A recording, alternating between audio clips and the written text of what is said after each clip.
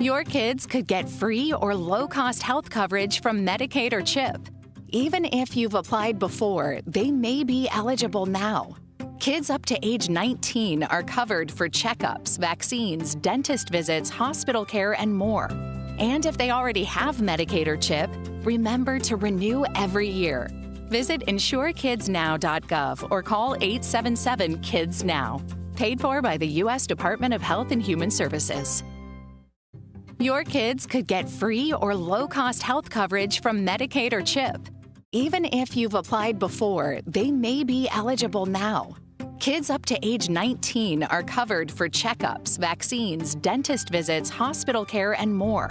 And if they already have Medicaid or CHIP, remember to renew every year. Visit insurekidsnow.gov or call 877-KIDS-NOW. Paid for by the U.S. Department of Health and Human Services.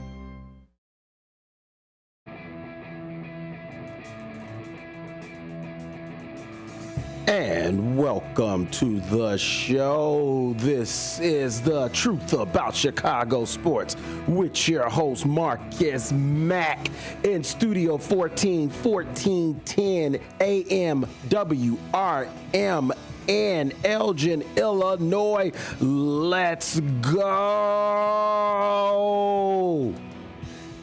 And welcome to another edition about the truth about Chicago sports. I'm joined today with my co-host Blake Colwell, and this is Marcus Mack. Blake, welcome to the show. Good morning, Marcus. How are we doing today? Good morning. It is another beautiful sports Saturday. A lot of action, tons of stuff has been happening, so we're not going to waste no time. Let's get right into it.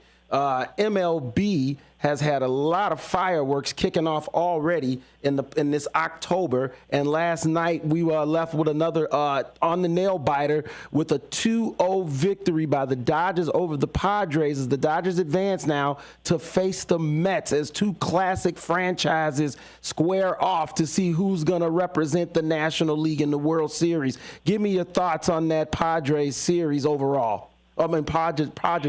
Padres-Dodgers series overall. Well, let's get right into it. The Padres started off really hot. They started off to a 2-1 lead. They had a chance at home to seal the deal. Dylan Cease, former White Sox, as we mentioned last week, takes the mound and lays an egg.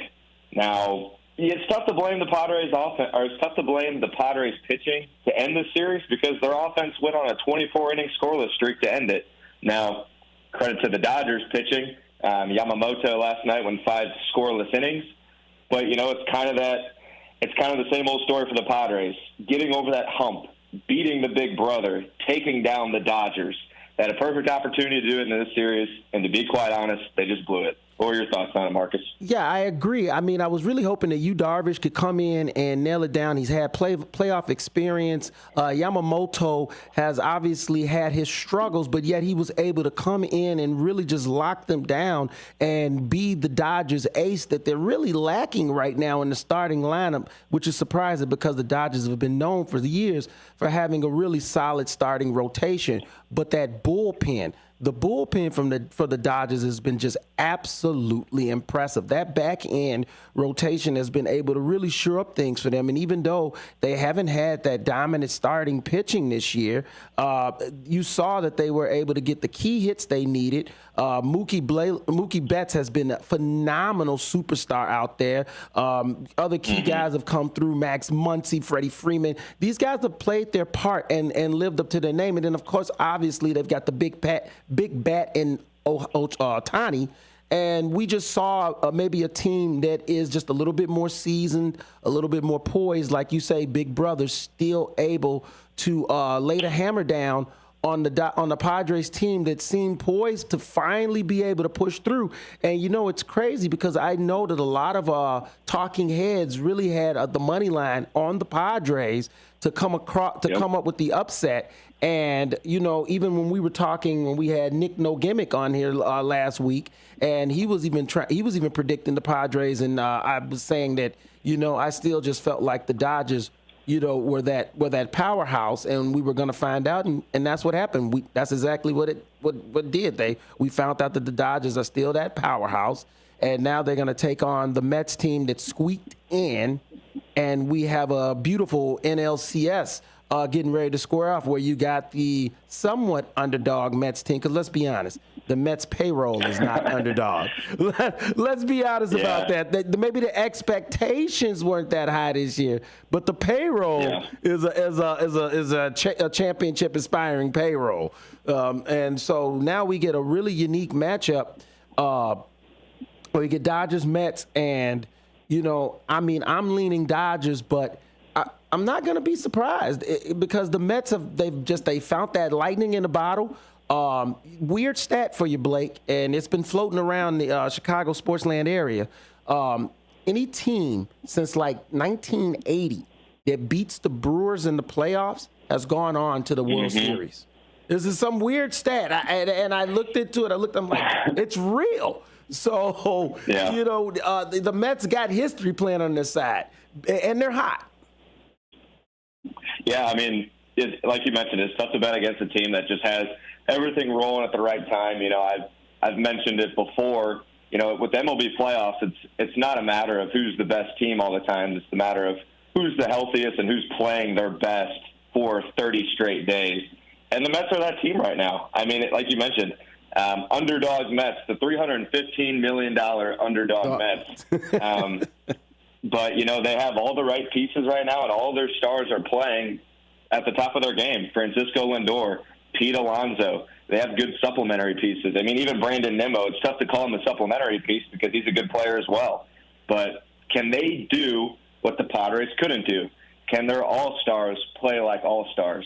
Because when the lights got the brightest, Tatis disappeared, Machado disappeared, Bogarts disappeared. And who didn't disappear? Mookie Betts, Freddie Freeman, Max Muncy, Shohei Ohtani.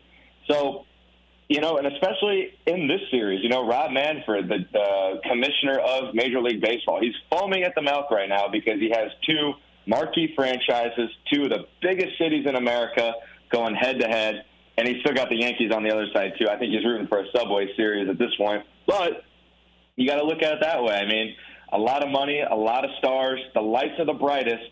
Who will rise to the occasion? Who can cement their legacy? Shohei Ohtani has a chance to do it in his first season at the Dodgers. Mookie Betts, the legacy he has, but he's looking to continue to building on it. But, guys like Francisco Lindor, he's been in a World Series before, 2016. It's kind of weird to remember, Francisco Lindor's been in this league for a long time, but he has World Series experience, a ton of postseason experience with the Guardians, or the Indians at the time, but now the Guardians. So it's going to be an interesting series. Like you said, it's tough to bet against the Dodgers right now, which is how good that lineup is. Dave Roberts managing this team for 10 years. He's been around for a while.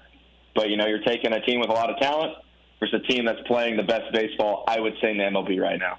Yeah, it's a star-studded powerhouse NLCS, and it's the perfect thing that baseball needs. It's that injection that they need, and I'm all for parity. I love it because every city deserves for their opportunity to represent. But let's be honest, when it comes to marketing, which is something that really counts in sports, the marketing is always going to be where the big markets, the big money is at, the big name players and the big name franchises. And it's been a while since baseball's had that. And now we're looking, which you referenced already earlier, the Yankees have advanced past the Royals. And now we segue and we look over to the American League, where we got today Tigers facing off with the Guardians at 12:08. And it's a situation to where now, the Tigers and the Guardians, let's be honest, even though small markets, they're both still storied franchises. They're both still storied baseball franchises. So, to have that matchup going in where now you're looking at potentially Tigers or Guardians going against the Yankees, well, yeah, I'm pretty sure the commissioner is drooling at the mouth that the Yankees are able to pull it out, because no matter what, it's a win. You either get the Subway Series, which you just dream to have. It's a New York, like, oh, this is our moment. And then you turn around on the flip side of it. Now you've got two of the biggest brands in baseball, Dodgers and Yankees, with the big stars facing off at one another in the World Series. So I'm telling you right now, the commissioner, I guarantee he's not going to say it publicly, and none of the baseball insiders will ever come out and say it publicly, but you best believe they have their fingers crossed that this ends up being either Yankees-Mets or Yankees-Dodgers. You talk about how the promotions are going to flow if that happens. Yeah, I mean, that's a promoter's dream. It's Rob Manfred's dream, but can one of these now it's down to really the Tigers or the Guardians. Can one of these teams start wrenching that plan? And I guess we're going to find out which one throws a wrench in that plan today. But I gotta take it back to the KC Royals Yankees series for a quick minute because I kind of want to talk about the KC Royals for a second. Yeah, let's throw them some love. They belonged in that series, man. I mean, there was a stretch where, especially after Game 2, when they tied it 1-1, heading back home. I thought for a second they had a chance to win it. I mean, this is a team coming off a 106-loss season last year, flipping to this season. Bobby Witt Jr., who I think is now one of the top 3 players in baseball. I would say top 3 or 4. That's a discussion for another day. We're looking at a guy that's a 7+ WAR player. He's getting toward that. I mean, he could be a 10+ WAR player one day. I mean, he's that good. He's great on defense. He can carry a lineup. And that whole series, it was like the Royals offense was waiting to break through. And even that game, and for the Royals standpoint, the Yankees lineup, they didn't hit that well. No, I mean, they won a lot of close games. Pitching just really overpowered them. I mean, and you saw that starting pitching, which is strong for the Yankees this year, really hold, pat. Yeah. And one of the only guys on the Yankees lineup that destroyed him was Giancarlo Stanton. The dude hit 375, 6 hits, a home run, and 4 RBIs in that series. I mean, when you're playing in an ALDS, I mean, it's a 4-game series, but the guys, like we mentioned with the NL side, the stars that rise to the occasion, that can anchor a lineup for 4 games. We talk about anchoring lineups, the guy you don't want to face when the game's on the line. And Giancarlo Stanton was that guy. And again, with the KC Royals, they had a great season. It's tough to go from 106 losses to making the playoffs the next year in general, but even winning the wild card series against the Orioles to then playing a team that, at the end of the day, roster for roster, the Yankees were just a better team. No one's really going to argue with that. I'm excited for the Royals to see what they do this offseason to keep building. But again, like we're saying, those small market teams, how can they build up their roster so they compete with these teams like the Yankees? I think the Royals are well on their way. Yes, indeed. I think they're well on their way also. Once again, this is The Truth About Chicago Sports on WRMN 1410. We're here in Elgin, Illinois. This is Marcus Mack. I'm joined by Blake Colwell filling in the day for Nick No Gimmick. Once again, I appreciate you jumping on in with me, brother. Please feel free to call us, 847-931-1410. We're talking playoff baseball right now. We will be talking Bears. Come in and give us your calls. Give us your thoughts about what you think the game is going to be tomorrow. Give us your thoughts about what you think about the MLB playoffs. So, yes, we're breaking down the American League right now. And, yeah, big matchup, 2-2 winner-take-all, Tigers-Guardians. And the Guardians are at home. How do you see this going with a plucky, really unexpected Tigers team? Now, this is the team that is kind of playing the Cinderella role, even though Detroit has plenty of postseason experience, and I believe they've gotten a title recently, if I'm correct. I don't want to be misquoted on that. But if I'm correct, I believe they won a World Series not too long ago.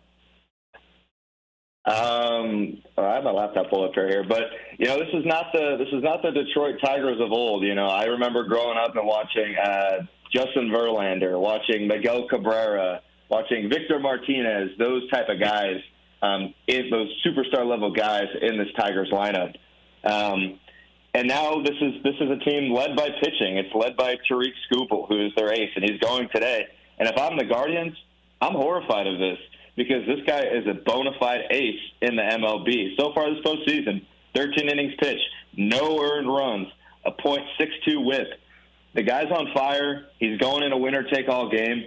I think they're going to win today. It's the postseason. You never know what's going to happen, but they've coined them the Gritty Tigers. I mean, that's what the Internet's been calling them. That's what they've called themselves. It's the Gritty Tigers. So I like it. Tariq Skubal can lead them to the ALCS. But I like the Tigers today. Who do you like? Man, I really like the Guardians, and it's actually been since '84. That's been the last time that the Tigers won the World Series. So it's been a while for them since they've gotten a chance to taste that a sweet victory. And I honestly, I'm leaning Guardians. I want to see Cleveland have that chance. They've been nipping at it. Obviously, the 1 year that they had the shot recently, me, even though I'm a South Side guy, I always still root Chicago, always. And I'm sorry, you wasn't going to get your title at the expense of the Cubs, so move along. And so I'm really hoping that it could be. I'm really hoping that it could be a situation where the Guardians could get that chance against the Yankees. And hey, if you can beat them, then you're in, and you get another crack at it.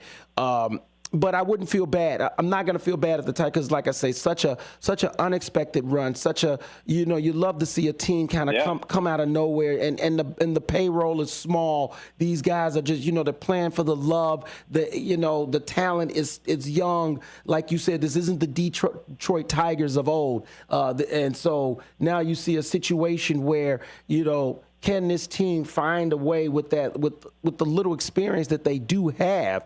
Can they find a way to continue to ride this magical wave one more time and get a chance to take on the big bad boys of the block, the Yankees? Yeah, it'll be interesting. And I've kind of gotten a conversation with friends about this over the course of the week, just talking baseball, talking expectations. And, it's for me personally, if I had to predict it right now, whatever one of these teams moves on, I think the Yankees are just far and away better. Their lineups are better. I think Juan Soto is just like again, we talk about guys that you feel like they've been around forever. Juan Soto, he's a World Series champion too. He won it when he was 19, 20 years old with the Nationals. So I think the level of experience on the Yankees is going to be tough to overcome. But again, it's baseball. You catch hot at the right time, and who's to say the Detroit Tigers can't, or the Guardians for that matter, can't beat either of them? But we'll see. It'll be interesting. That's what makes October one of the best months of the year, man. You watch a full 162 baseball season, and then it could be over within 3 pitches. So it'll be interesting to see. Yeah, and that's what makes playoff baseball so fun, because it is now, this small vacuum thing where the season is long. And I think that's what makes playoffs baseball so intriguing, because it's so fast. It's happening so quick. The game is next day, it's another game. And, there's a finality to it all. Whereas instead of the season where it's like, okay, another week of baseball, where now it's like, hey, yes, every game matters. And we're getting another action-packed game on the heels of one yesterday, and this is what makes October baseball so exciting. And this is what still drives baseball ultimately. They're not the big dog on the block anymore, but playoff baseball is still just as exciting as it's ever been, as we see now, where we're getting possibly, like I said, potentially really big matchup from the American League side in terms of whether it's the Tigers, Guardians, or Yankees going against the Mets and the Dodgers. So this is really exciting baseball that we got ahead of us. And, I'm out of all the sports, baseball is my number 3, but this is the time of the year when I get really excited. I always tell people that my dad played in high school, and my dad's probably pretty good enough to play in college. He was a really good pitcher, so he taught me the game, and I have a lot of respect for the game of baseball. And so this time of year is when it just gets really exciting, because not only do we got some great playoff baseball, but we got college football going on. Then you got NFL happening. Yep. So and then the flip side of it, the NBA is ramping up. So, this is just, to me right now, this is my time for sports. I know that some people get a little down. The season's changing, getting a little cold outside. But, hey, if we're going to be hunkered down, what a better way then, Blake, than getting some exciting sports coming, huh? Hey, exactly. I mean, these are the days and the weekends you dream about, when it's mid-July and maybe the All-Star game for the MLB is ramping up and you really can only watch baseball. And, hey, I love baseball. I'm a huge baseball guy, but I'd rather take the October month when you can watch 4 different things than just one. So huge day of college football today, too. I mean, I'm a ton of big rivalries. I'm excited to see what happens with that. Like you mentioned, too, NFL. And, Chicago Bulls are ramping up as well. So they've been going through their training camp. A little preseason action already underway. So, like I said, these are these are the days you dream about. So if you're a big sports fan, people forget us sports fans. We have our off seasons and our on seasons too. So order some good food, invite some of your friends over, and enjoy the moment. Enjoy the sports that we got going on. Oh, yes, indeed. I love that. Great statement, Brother Blake. Great statement indeed. And once again, this is The Truth About Chicago Sports, WRMN on 1410. We're streaming through YouTube, also on the WRMN app. And just speak to your smart speaker and just say, hey, WRMN, and Alexa will play us. So, yes, once again, the call-in line is 847-931-1410. And, yeah, before we get ready to hit the break, tell me this. You did reference college, and I am, college, me and college football, we have a love-hate relationship. I love the players that come out of it, that come to the NFL, don't really care so much for watching their season. It's just like, all right, when are you getting to the playoffs? And let's be done with this. But I am a huge Notre Dame fan, so I'm always looking forward to seeing a game, in South Bend. And we actually got one today at 2:30 against Stanford, so against the rival. That's always exciting. Who's your college go-to? Who do you watch for college football? So I am a Missouri State Bears graduate, go Bears. But the one thing that Missouri State didn't have was a solid, big-time college football program. So I am an honorary Colorado Buffaloes fan. I am a Deion Sanders guy. I'm a Shedeur Sanders guy. And I'm a huge Travis Hunter fan. So I kind of been bandwagoning them. I love the style. I love the flair. I love the hate they get because, if there's one thing Deion Sanders doesn't care about, it's what other people got to say about him. So Blake, I love that. I like taking that kind of I kind of like taking that mentality, and even in my own projects that I do, it's focus on yourself, focus on your team, and go win some football games. They got a huge game tonight. They're playing ranked, I think, 23rd overall, K-State.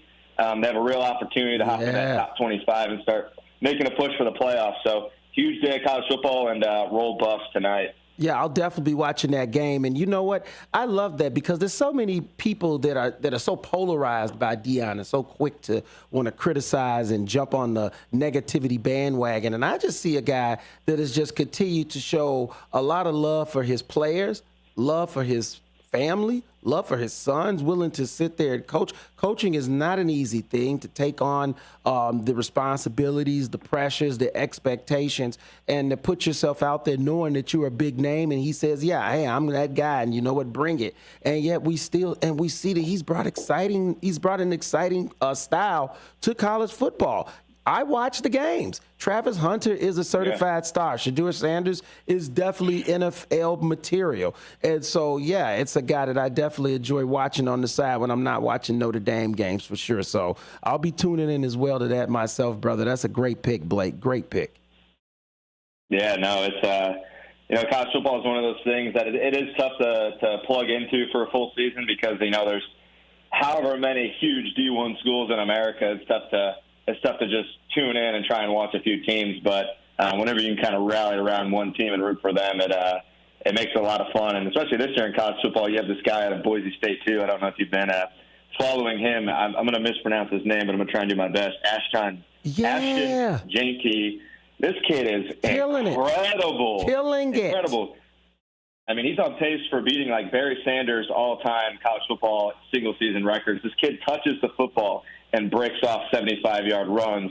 He's standing up straight in the backfield, and he takes off for 75 yards. He goes from 0 to 100 like that in the snap of a finger, and he plays at Hawaii tonight. So a good little late-night football at 10 p.m. over in Hawaii. You can watch for me personally, not to get too ahead of the show, but, at one point I was thinking the Bears would have an opportunity to draft this guy, but I don't think this kid's going to go past pick 15, and if the Bears keep playing how they're playing, they're not going to be picking that high. No, they are not. and this kid's looking excellent. That I saw something that came out, and I was scrolling social media when I saw the stats through his first 4 games. I said, "Whoa, what's going on here? Who is this guy?" Very impressive stuff. When we come back, we're going to continue talking Bears as they get ready in London to take on the Jacksonville Jaguars. This is The Truth About Chicago Sports on WRMN 1410 AM. We'll also talk a little Blackhawks as their season has started as well. This is Marcus Mack joined by Blake Colwell as we are here in Studio 14. Let's go.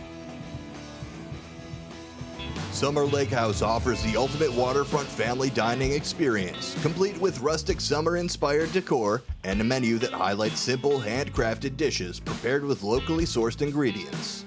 The Wisconsin-inspired Summer Lake House, where you can enjoy a laid-back, family-friendly vibe with delicious modern American cuisine and handcrafted cocktails. Don't just go out to eat, go outside to eat. Summer Lake House on Lake Delton. As the Elgin Police Department continues to participate in the Distracted Driving campaign, they wanted to share some tips from the National Highway Traffic Safety Administration website regarding safe driving. If you are expecting a text or need to send one, pull over and park your car in a safe location. Once you are safely off the road and parked, it's safe to text. Designate your passenger as your designated texter. Allow them to access your phone to respond to calls or messages. Do not engage in social media scrolling or messaging while driving. Are you struggling not to text and drive? Activate your phone's Do Not Disturb feature or put your cell phone in the trunk, the glove box, or the back seat of your vehicle until you arrive at your destination. Remember, the Elgin Police are conducting directed patrols to enforce distracted driving violations. Just drive and stay safe. A message from our friends at the Elgin Police Department and your friends here at WRMN AM 1410 and 96.7 FM. Adrenaline Monkey is located inside the Life Zone 360 building on Route 72 in West Dundee. Release your inner wild child at Adrenaline Monkey. It's the area's highest octane indoor adventure center. Perfect for the whole family too. Adventurers of all ages can try Ninja Warrior obstacles, rock climbing, vertical adventures, and aerial course. Adrenaline Monkey can also host your organization's team building programs. Half day and full day sessions are available. Visit adrenalinemonkeyfun.com/WD. Wake up, Fox River Valley. WRMN AM 1410 is shaking things up with a brand new weekday lineup that'll keep you informed, entertained, and engaged. I'm Marky B, WRMN Program Director and host of The First Shift, inviting you to start your day with The First Shift from 6 to 10 a.m. Monday through Friday. Larry Jones, Jakes, myself, and the entire First Shift team bring you the latest local news, entertainment, and, my favorite, more to kick off your morning. Then it's out to lunch with Matt McNeil from 10 until 1 p.m. Tune in for your midday fix of news, interviews, community happenings, and of course, the legendary WRMN Tradio Show. In the afternoon, join us for Fox Valley Afternoons from 2 until 6 p.m. Tammy and friends will chat lifestyle from 2 to 4, while Sonar and his crew dive into politics and news from 4 until 6. Plus, get to know the movers and shakers of the Fox River Valley with exclusive interviews, too. Don't miss out on our new local lineup that's tailor-made for you. WRMN AM 1410, the talk of the town. Tune in and turn it up. Bender Dental Care, located at 217 North McLean Boulevard in Elgin. Bender Dental wants everyone to be informed, appreciated, and cared for at all times. To prove it, they now offer a new patient exam for just $29. That includes consult, x-ray, exam, and cleaning. Let Bender Dental help you have healthy teeth and gums for a lifetime. Located at 217 North McLean Boulevard in Elgin. Visit benderdentalcare.com. Beef Villa is a family-owned restaurant that has been in business for over 50 years. With homemade recipes made with quality ingredients, Beef Villa's great service and quality is served hot and fast. For the menu, catering locations, or for an application to join the Beef Villa team, visit beefvilla.com. Saturdays mean cruise nights, weather permitting, on Spring Street in South Elgin. Visit beefvilla.com.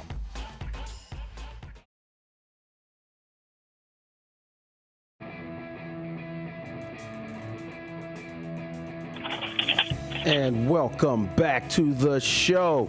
This is The Truth About Chicago Sports with your host, Marcus Mack, joined today by my co-host, Blake Colwell. This is WRMN 1410, Studio 14, Elgin, Illinois. Let's go.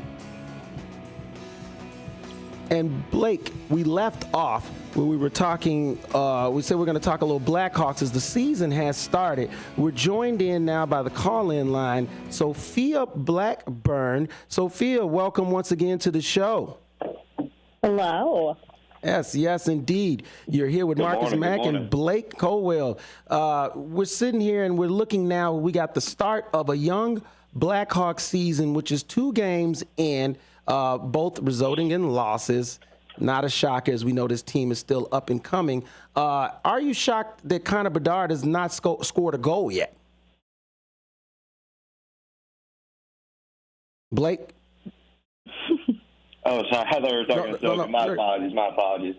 I mean, Connor Bedard's kind of one of those guys, he comes in the league last season, and last year was his rookie season, and, he's supposed to be this, top-tier talent. He still is, But like you mentioned, this team's young. They're rebuilding still. They're on the come-up. And a lot of these teams know that he's one of the best players on the ice, so they're going to have to put a focus on him, make it tough for him to score. It's kind of like in a lot of other sports. Don't let the best guy on the other team beat you. And just kind of looking at the first 2 stats, I mean, last game he had 1 shot on goal. Is that other team scheming against him, or is that him not being able to take those shots or get open where he thinks necessary? That's something that I guess we're going to see as the season progresses, but, it's something we'll find out. What do you think about it? Yeah, right now, I love to see fireworks, right? I want to see that right off the bat. I mean, my expectation is Gretzky-esque level. So, the first 2 games, not worried because he had a couple of assists as well. So he's still been involved in the offense. And like we said, we know this team is going to struggle because, let's be honest, their lines are just not good. I mean, beyond Bedard on that first line, what's left? But I want to, my overall hope is that he is able to ascend despite the trials and tribulations of a young team up and coming. And like you said, him being the focus of other teams, I still hope that he can, truly achieve his potential, because I went out on a limb and made the prediction that in his second year, a la now, that he'd be dominating in the league. Sophia, what do you think coming into year 2? Do you think this is going to be the breakout season for him to maybe become one of the top players in the league? I watched the first game. I forgot to tune in for the second game, but for the first game, I think he played pretty all right. He kept trying to do those Michigan goals, which, last season, nobody knew that, he knew how to do that. So he was kind of whipping those ones out, trying to get those in. But I think it's only the beginning of the season. They just got done with training camps, summer camps, and he is one of the bigger names on the team, which I can totally agree with Blake on that one. So he is more of a main focus for these older guys in the league, as the Blackhawks do have a primarily younger age team. I feel like he does have more room to grow and practice and get up there, because he's already up there, but that's only because he's so young that everyone's like, wow, this rookie, well, he's in his second year now. This man is, 19 years old? Yeah, still a kid. So good. Yeah, young guy. Still a kid. And this is the thing that I love about Chicago sports right now, is if you look around us, man, we're in a really unique situation here where you got Connor Bedard on the come up now in his second year. You're starting to see Caleb starting to come into something really special. And then you got some young upcoming talent on that Bulls team. I tell you what, if these baseball teams get it together, we might have some real fireworks in this town coming up, guys. Fingers crossed. Fingers crossed. And I'm going to tell you, Sophia, do not feel bad about that second game, because the issue that's going on right now is that NBC Chicago Sports ended. And they actually came to an end last week. It was a sad situation, but they carried the Hawks games. They carried the Sox games. So right now, the only way to watch the Hawks is if you go get an antenna. The first game was on ESPN, so we were all able to watch. I wasn't able to watch the second game either. So it's actually been a really nightmare situation right now where, a lot of people are saying, do I want to get an antenna just to, be able to watch the Hawks and White Sox. I mean, I definitely don't want to get an antenna for that. Yeah. And so, don't for dare for 1 second. I think pretty much 70% of Chicago didn't even have the ability to watch the second game for the Blackhawks. So hopefully they can get that situation rectified. I believe there's a deal being worked out with YouTube TV. Fingers crossed, because that's what I have. So I'm pulling. I feel like, if I could chime in for a second, I feel like that is a huge sponsorship to lose. Yes. Like, if you really think about it, looking on the other side of like how these teams make their money and how they get that fan base and everything, and like it's a full circle situation. Like losing a sponsorship or just like a contract like that, that's not good. No, it's not, and it's now it's caused a really weird vacuum where, the talking heads like myself, like yourself, like Blake, and along with the other stations around, now it's like, okay, that's our job. Our job is to watch sports. And it's like, you've literally affected that. You've literally affected my job. And it's like, so what? I now have to try to find this special, unique way to be able to watch and cover the teams properly. So, this was a huge deal that kind of went under the sports radar in some ways because it was, Chicago business. And, for some reason on the national scene, we're not that loved all the time. But this has affected a lot of sports currently, and hopefully this situation gets worked out sooner than later, because really the only options you have right now in some regards is to just listen to hockey currently. And, I want to be able to watch.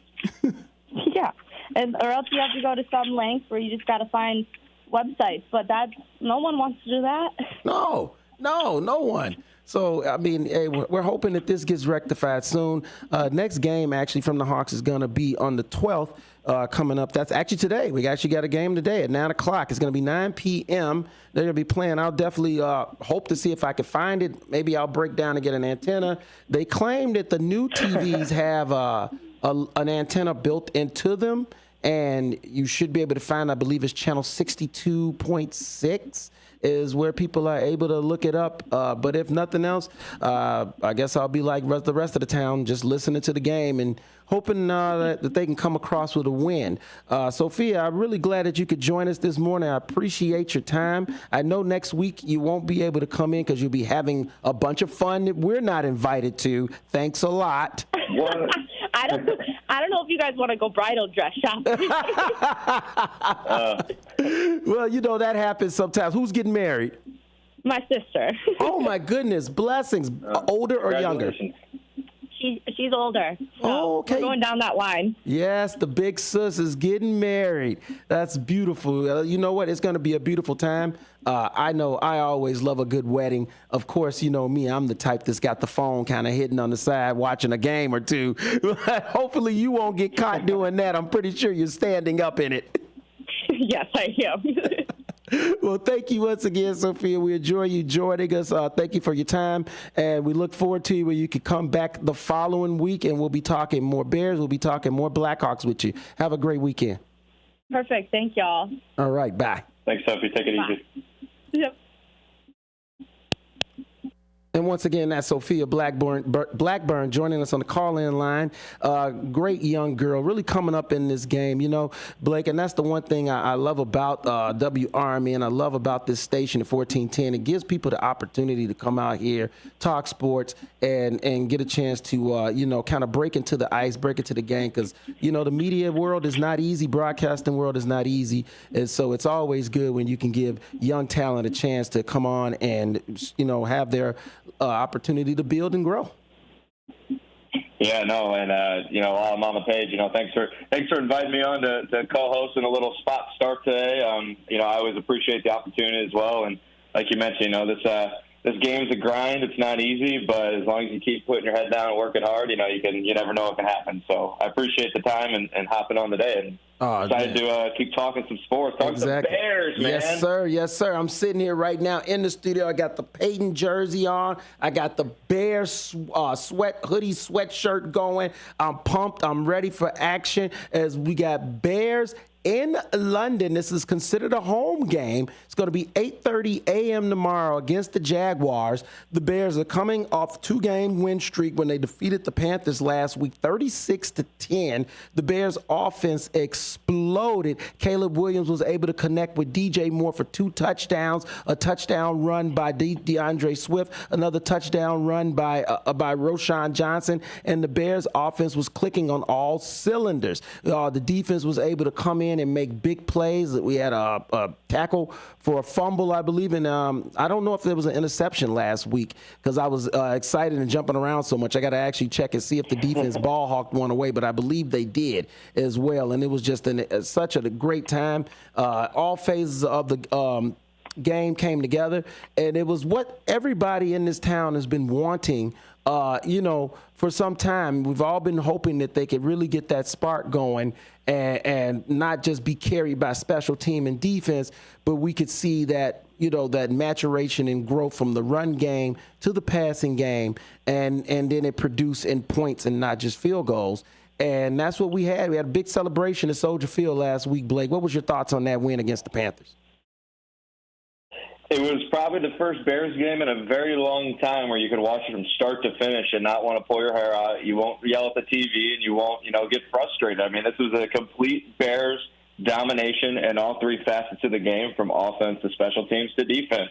I mean, like you mentioned itself, Caleb Williams. Every week for Bears fans, this should be their number one priority. Can Caleb Williams keep taking the next step? Can he keep progressing? And in this game, he did exactly what he needed to do. Going against a defense that isn't that good, going against a team that isn't that good, and he lit them up. Over 300 yards passing. That's the second time he's done it in his career, in his short five-game career. And with passing down all across the NFL, out of all teams, the Chicago Bears have the one quarterback that's been lighting it up. So it's a new sight for Bears fans. It's an exciting sight for Bears fans. And I'm glad that, in years past, beating teams you're supposed to beat. The Bears haven't always done that. And Sunday, they did just that. Beating a team they are better than against a quarterback who isn't that good. Former Bear Andy Dalton, will respect him, but we won't praise him as a top 10 guy. And the Bears dominated. Yes, indeed, they did, and I was correct on that. The Ball Hogs did get Andy Dalton for an interception. This game was another game where Caleb took another step. The thing that I love to hear is when I consistently hear, this is his best game he's played so far.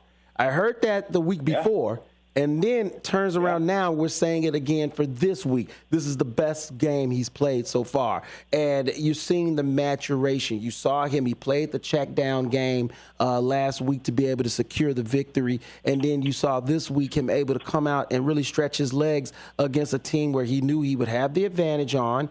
And he took he did that. He took full advantage of the situation. And, with the help of a rejuvenated run game, you saw a kid that was able to settle into the pocket, much better offensive line play, even though the Panthers' defensive line is porous.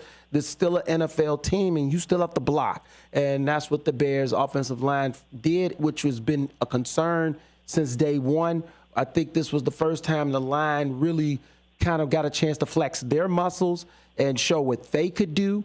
And we saw all of this come together where an offense was able to finally get some real fireworks going. And like you said, Caleb coming in with his second game with 300 yards, throwing 2 touchdowns. But the key thing, no interceptions. And I believe they said that that's the first Bears rookie quarterback to have a 300-yard game and not have any interceptions. So he's already breaking records in just 5 games, which is kind of crazy because that just shows you how porous quarterback play has been here in this town for so long. But, the term was thrown around so much generational talent to the point that it became almost ad nauseum. But at the same time, now it's starting to seem like, maybe that was the correct term after all. Yeah, I mean, a guy of Caleb Williams, who in all of his interviews, the most confident kid in the room. He's not scared of the moment. He's not scared of the media. Similar to our Deion Sanders conversation, he doesn't care what people say about him. He's focused on winning football games. He's focused on being great. And, a lot of those terms can become like a broken record. Every quarterback's going to come in the NFL and say, yes, I want to win a Super Bowl. But what players are willing to put in the work to do it, and what players have the talent to do it? And this kid's got both. And it's not just the fans that can see it. It's not just the fans that are saying it. It's his peers. It's his coaches. It's his former coaches. There's a lot of – the Bears OC opportunity last offseason was the most sought after. Why? Because they're going to be able to coach this kid and bring him up. And, I got to give some credit to after a rough start to his play calling this season, guys, the team leaders like Cole Kmet, Mercedes Lewis, and even, Caleb Williams himself, who is already a team leader. He's a team captain. Went to him and said, hey, if we want this thing to work, if we want this thing to be different, we need you to be more aggressive in the play calling. You need us to be ourselves and let us play to our abilities. And that's opened up Caleb Williams' game a ton, too. So a lot of credit to him, not only as a player, but him becoming a leader on this team has been incredible to see, only 5 games in. Yeah, the maturation has been absolutely impressive. And the thing about it is that because this town, we've been so quarterback starved and so quarterback teased the last 10 years, from Jay Cutler to Mitch Trubisky to even Justin Fields, that, you're so tentative to want to come out and be like, finally, we've gotten it right. But you see a difference in this kid, a bigger difference than we saw in Mitch, and that we saw in Justin, and that even from a leadership standpoint that we seen from Jay. You see a team that's kind of galvanizing around him early. They did make him a captain as a rookie, so that speaks volumes about how this team feels about him. And then when you see the behind the scenes stuff, they had a great mic'd up on the Inside the NFL with him playing against the Panthers, and you saw his interaction with his teammates. You saw, if you got a chance to watch Hard Knocks in the preseason, and how his team kind of was gravitating around him, is that this kid, not only does he get it, but he wants it. And he believes, yes, in his talent, but he also believes in his teammates, and therefore his teammates believe in him. And that's the sign of a true leader, and that's what you want from your starting quarterback, to be a true leader and to also have the talent to match. And I think that we're finally getting that. And like I said, it's shocking to us, because we haven't had it, and we've been starving for it for so long. Yeah, and you could tell, the fan base is going insane. They're going berserk. They love what they see. And not only the maturation on the field as a leader, but also just as a player.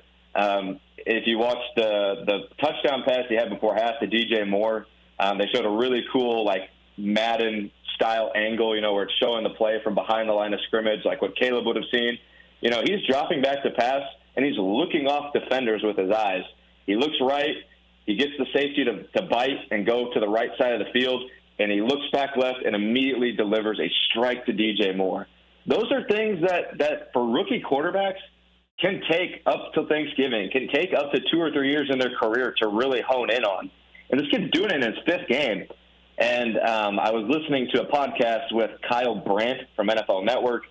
Shout out him, yes. Great football mind. One of my favorite, and a Chicago guy too. He's saying, this is so incredible because we've never had this, and we don't see this often. And he's doing it in Game 5, so what can he do in Game 15? The sky's the limit for him as a player as well.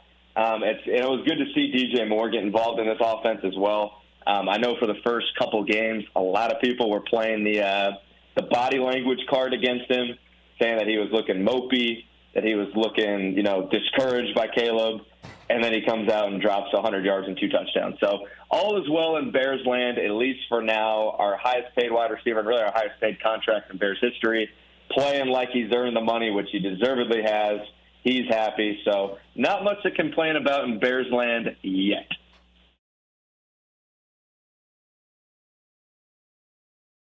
Yes, indeed. That's a great assessment, Blake. And let's show some love to this offensive line that has taken a lot of criticism the first 4 games, and they showed up. They showed up big time in a big time situation, because the narrative could not be that we lost to the Panthers whatsoever. And the line came and played with a nastiness that was much needed. We saw Tevin Jenkins go down again, but we saw a guy, Bill Murray, come in, former defensive tackle, converted to offensive lineman, and plugged in and brought us a level of nastiness to the line that seemed to be much needed. And we saw a unit that has been really under siege since day one, kind of find their footing, and it gives me a lot of hope moving forward into tomorrow's game with the Jaguars in London. Yeah, no, the offensive line played really good. Like you mentioned earlier, it doesn't matter what defensive line you're playing against. You can only play against the guys that are in front of you, and they still get paid to play football too. So you got to bring your A game against them. I want to show a little love to another offensive lineman, though, real quick, Mr. Doug Kramer. Now, backup guy, but when the Bears are on the goal line and Doug Kramer checks into the game, whether he's lining up as fullback, whether he's lining up at one of the tackle positions, this guy is blocking with an absolute purpose. I kind of coined the name myself, or actually someone on Twitter coined the name, and I kind of bounced off it. It's just Doug Kramer, the bouncer. Because when this guy is pulling from the right side, whether he's blocking for Roschon Johnson or Swift on the goal line, this guy is kicking people out of the club. He is running with a purpose, and you do not want to be in front of Doug Kramer. So one thing to look for tomorrow, when the Bears are on the goal line, look for big Doug Kramer to check in, because this guy is playing with a purpose. Yes, it's like the Bears, monsters of the midway. When you think of monsters of the midway, you're thinking of defense, but keep Doug Kramer on your mind, too, because he's been playing incredible. Yes, indeed. Definitely give him the bouncer hat, because he's been throwing him out the club left and right on that goal line. And that's been impressive because I was wondering where he'd been. I mean, they drafted the kid. I saw his name on the roster. We'd seen nothing from him. And it's nice to see when he finally got his number called, he's come out there with a purpose and a focus, and has now gave the Bears an identity down there in that goal line. When you see him come in the game in Roschon, you know it's going to be trouble. You got some real action coming your way, and I love that. And like you say, he plays with a purpose. He's out there running with a purpose, and it's much needed for an offensive line that was struggling mightily in the goal line when we go back to just that Colts loss. And now we've seen them kind of turn it around and find a blueprint. Like you said, hats off to Shane Waldron for definitely listening to the big dog, Mercedes Lewis, who said, hey, you got to coach us harder. We know that we can be better. Because the truth of it is, this offense has a lot of weapons. When you really look at it on paper and you really start to break it down, it's like, wait a minute. The Chicago Bears have who? The Chicago Bears have what? And if there was any other quarterback besides a rookie quarterback in there, you'd be talking playoffs when you've got a DJ Moore, a Rome Odunze, a Keenan Allen, Cole Kmet, and a DeAndre Swift as your skilled players, not to mention a bruiser like Roschon to bring in the short yardage situations. So this team is definitely poised to do something special. When we get back from break, we're going to break down Bears and Jaguars as they get ready to take on Bears and Jaguars as they get ready to take them on in London. This is The Truth About Chicago Sports on WRMN 1410 and Studio 14, Elgin, Illinois. Feel free to call us on the call-in line, 847-931-1410. You can also listen to us on all streaming platforms, YouTube, the WRMN app, or just speak into your smart speaker and ask for WRMN. You're sitting here now listening to Marcus Mack, and I'm joined by Blake Colwell filling in for Nick No Gimmick Johnston. This has been another great edition. When we return, we're going to be having another exciting round. Call in and let's talk Bears, and let's keep it going. Let's go. Take a historic walk through the home of America's greatest showman, Al Ringling. Located in Baraboo, Wisconsin, you can view the grand opulence on a guided tour, now hourly starting 11 a.m. to 3 p.m. Weekday tours begin on the veranda and on the weekends in the tap room of the Al Ringling Brewery. Behind the mansion, kick back and try a flight of craft beers and dine at this family-friendly stop. Visit alringlingmansion.com for more information. Roll into Bolero in Algonquin or Roselle and wake up with a story to tell. Bolero is bowling, gaming, dining, and nightlife with a twist. Score a sweet deal every day of the week and save big by checking out the daily deals online. Team up with your friends and hit the lanes by forming your own social club. Clubs offer lively competition and laid-back fun for everyone. From beginners to pros, make new friends, bowl, and hang out at a happening place. Visit Bolero.com. Your hometown radio station since 1949. We are WRMN AM 1410. Elgin time, 11 o'clock.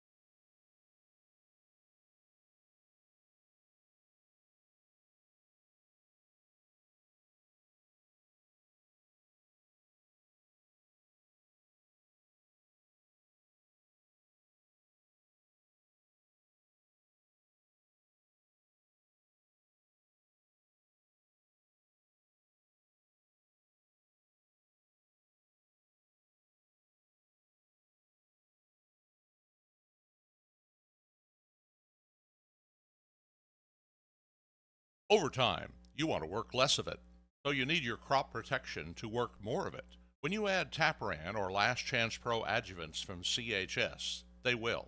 Designed for maximum efficacy, Last Chance Pro improves the uptake and translocation of herbicides, while Taparan helps activate herbicides for better performance against tough-to-control weeds. Ask your local CHS retailer how Taparan and Last Chance Pro adjuvants can put your crop protection to work.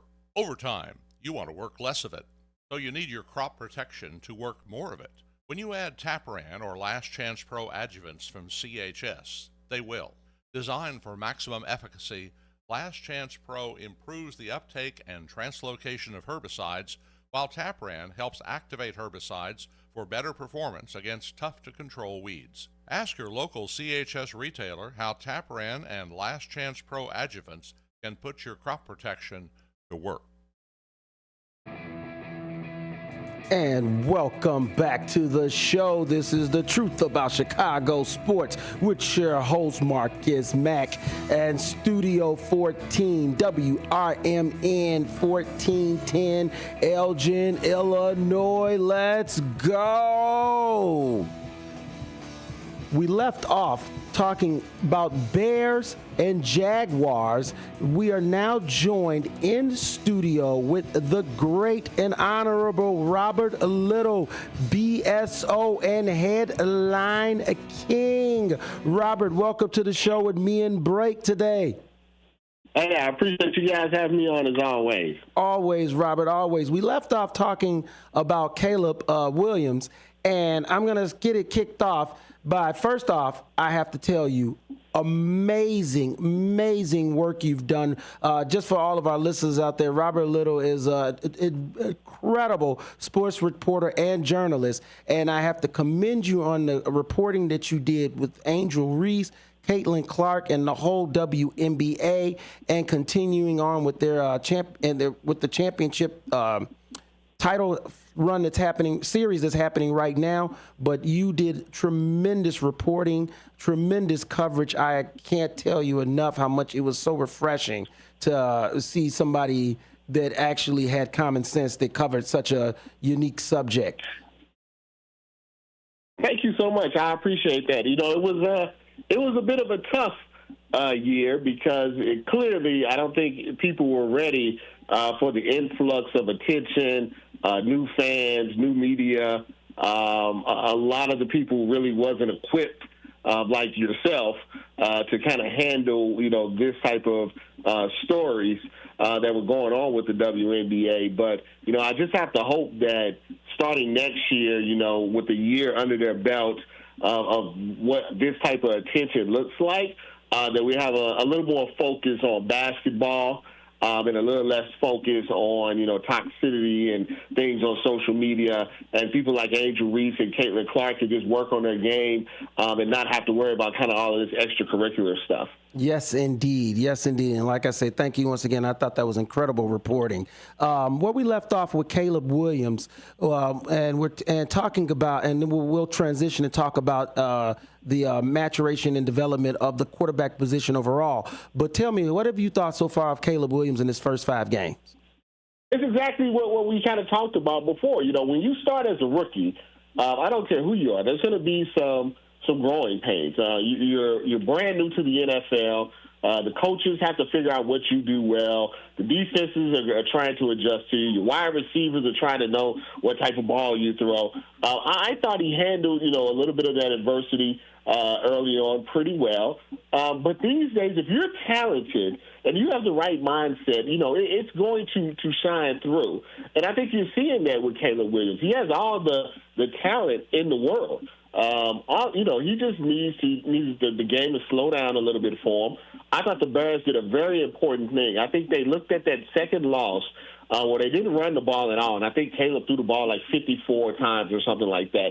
Like, that's not sustainable in the NFL for any quarterback, especially a rookie quarterback. And then they simplify things. You know, they run in the football more regardless of if he gets 1 yard or 10 yards, and they're giving him a little less to think about. So he's not having to go through 5 reads. You know, it's, you know, 1, 2, and that's it. Or 1, 2, 3, and that's it. And I think now you're starting to see his talent showing off. I mean, the Bears were not a bad team last year. They had talent, and they added talent to it. So I'm not surprised that, they're right there in that mix of maybe not the elite teams, but teams that can come in on any given Sunday and win a game. Yes, indeed. Once again, we are here at WRMN 1410 Elgin, Illinois, and we're joined by Robert Little. I know Blake's got a couple questions for y'all, so go ahead, Blake. Yeah, hey, Robert. What's going on? How you doing today, man? I'm doing well. Hey, so we were talking about Caleb Williams, the maturation, but I kind of want to talk a little bit about the other rookie on the team, Rome Odunze. Kind of up and down so far. He appears for a week and has a big game, but he's still been involved in the offense. What's your kind of thoughts on Rome so far, and where do you kind of see his production in this offense going, kind of moving forward as we hit the stride of the season now? Yeah, I think one of the problems with Rome is, they brought in, or they already, like I said, they already had some talented receivers there. You bring in Keenan Allen, you bring in, some running backs that can catch the ball. There's only one ball that they can go to. So I think they're trying to find out, his place. A lot of times with rookie wide receivers, it really depends on the situation that you're in. Like if you're someone like Malik Neighbors, they didn't have any wide receivers, so of course they're going to feature him. Even with Marvin Harrison Jr., they don't have a lot of wide receivers there, so he's going to get featured. I think with Rome is the fact that, they had a couple of guys, in front of him that they want to get the ball first. So he's likely never, not often is going to be that first target, which can get a little bit frustrating, I think, probably, for him being used to being the number one target. So I think the best thing that he can do is when he does get those opportunities, he may not get 10 targets a game. He may only get 3 or 4. He has to make the most, out of those opportunities and learn from these other guys. And, you got to stay in Caleb's ear. It doesn't, just like Travis, Travis Kelce, when you see Patrick Mahomes, you see Travis Kelce. You know what I mean? Stay in that quarterback's ear. Let him know, because the quarterback often decides who I'm going to look at first, regardless of what the play is. If you got Justin Jefferson, if you got some of these guys, you got, like the kid in Cincinnati, whatever the play is, you're looking at him first before you go to anybody else. So I think that he wants to get that type of relationship with Caleb, that he trusts him enough that, when it's big time, he's going to look for him. But that takes a little time, and I think it's way too early to say, any good or bad thing, especially because they are winning, and that's the most important thing. Yes, indeed. Thanks for that breakdown, Robert. Excellent assessment. I want to talk about the quarterback position overall, which, Robert, because there was an interesting statement that had came out before the season had started that I want my quarterback to look more quarterbacky, I believe was the statement towards Lamar Jackson, which I thought was kind of ridiculous. But as we've seen now this season develop, and we've seen now Caleb, and we've seen even Jaden Daniels come in, the quarterback position for a while, this was the statement of, in terms of, ethnic aspect of it. Is there enough black quarterbacks in the NFL? But now, as we see the maturation of all these quarterbacks, from Brock Purdy to Josh Allen to a Lamar Jackson, it's not so much anymore about a skin tone thing, but about a skill set. And we've seen that the quarterback position has changed dramatically in terms of that. The pocket quarterback is no more, and almost it's a necessity to be a dual threat quarterback, and not just an average dual threat quarterback, but an elite dual threat quarterback, where you still need to be able to throw the ball like a pocket quarterback, but you better be able to use those wheels. And I remember we talked about this years ago, that transformation was taking place. And I think that the NFL coaches were faster to it than, say, the media. The media still wanted their quarterback to be 6'6", white, brown hair, blue eyes, stands in the quarterback like a statue, looks like an Adonis, and, throws the ball all over the place. But I think if you would, for someone like us that watched the college game and watched high school football, you saw the transformation, because that's where it comes first.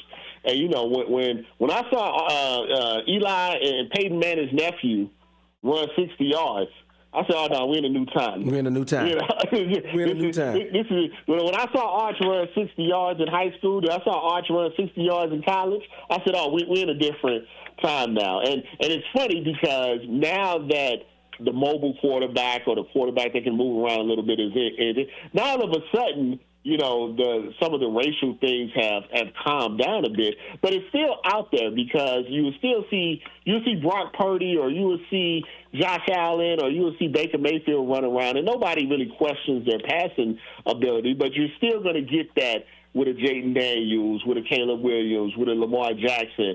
So it still hasn't, what I would say, become fair as far as assessments and criticisms and stuff. But it really doesn't matter because if you're going to be drafted, you can look down the pipe, the next quarterbacks that are coming through, and it doesn't mean they're all going to run for 100 yards. It just means that they have some legs to get out of trouble, and that's going to be the norm, I would say, you know, going forward until, you know, maybe it switches again in 30 years. But for now, this is the norm. And we have to definitely credit Patrick Mahomes with that. I think that they changed the narrative overall of how we looked at a quarterback just in terms of mobility and arm and pocket presence.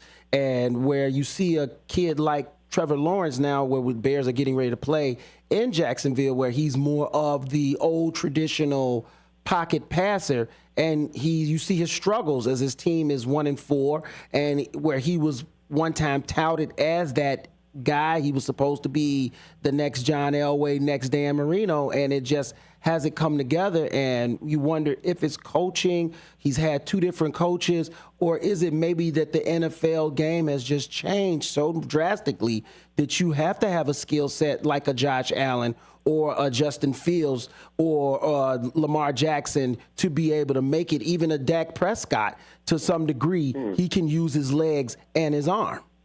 Well, it's interesting. The Trevor Lawrence can run. I mean, I remember him at Clemson running all over Ohio State in the bowl game. So he has that talent, or he has the ability.